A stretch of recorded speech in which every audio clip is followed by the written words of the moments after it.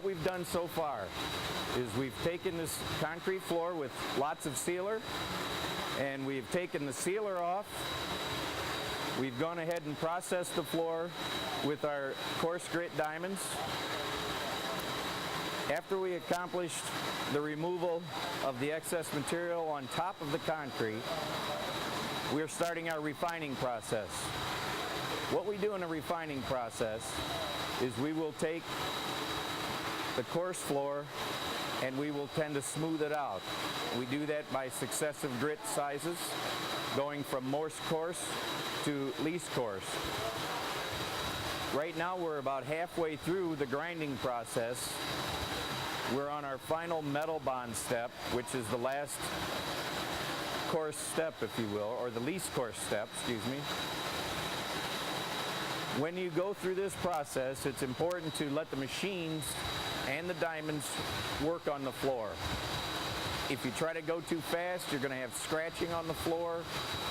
When you get to the polishing steps, the refinement won't be there and it won't look good. You'll see scratches. When you're moving forward at this pace right here, once the machine is done refining an area, it won't over-refine. It'll just tend to finish up and it will no longer cut. Once you get past that stage, you're ready to move on to the next area. So this gentleman is moving along at about the proper pace for this floor. You could move faster or slower, depending on the floor or the concrete that you're on.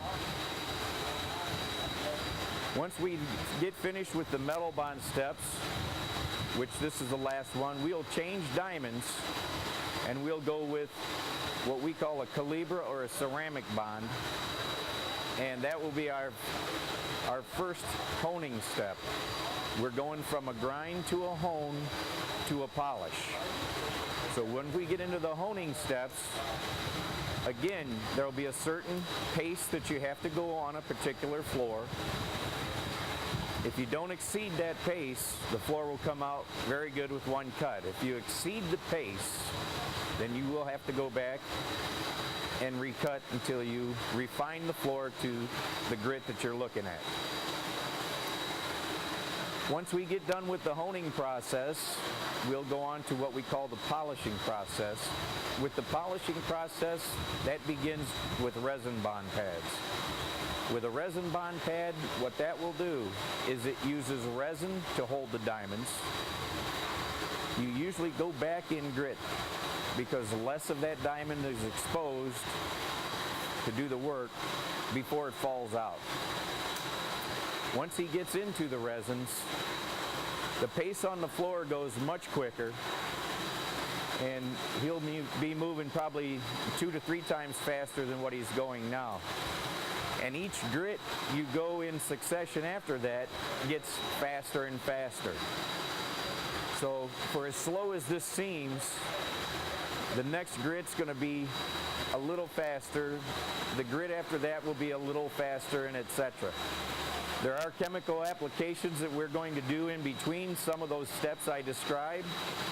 One of them will be to apply a densifier, which conditions the concrete and it makes the concrete harder. It makes your diamond tooling last longer, and it just gives an overall refinement to the floor that you cannot get without it. After we densify, usually right after the metals, before we go into the resins is when we do that. We'll take the floor to about 200 resin, and then we're going to put water-based dye on the floor. Once we apply the water-based dye, we will remove the excess with a small scrubber, and then we'll go with the next diamond step in sequence.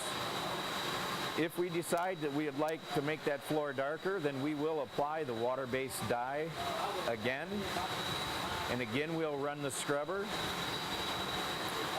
and then we'll run the next diamond in sequence on it. And then we'll repeat the process until we have the floor to the hue or the color or the darkness that we'd like. And then from there further, we'll just go up and finish the polishing process. Since we're putting a die on the floor, we will have to seal the floor when we're done. And we'll do that at the last step. We'll apply the sealer, and then we'll burnish the floor, which just heats the sealer to make it lay out, and it forms a very hard, almost impervious seal that does not allow the color to come out, and it won't let dirt in. And when we're done with that, that's it. All right, keep in mind, right now we're doing this process and we're doing it on concrete floor. But these diamonds in this process will work on any number of floors, from concrete to terrazzo to natural stone, and it can be done step by step on all of those aforementioned floors. You can do it on almost anything. Ceramic tile, you cannot do it on ceramic tile.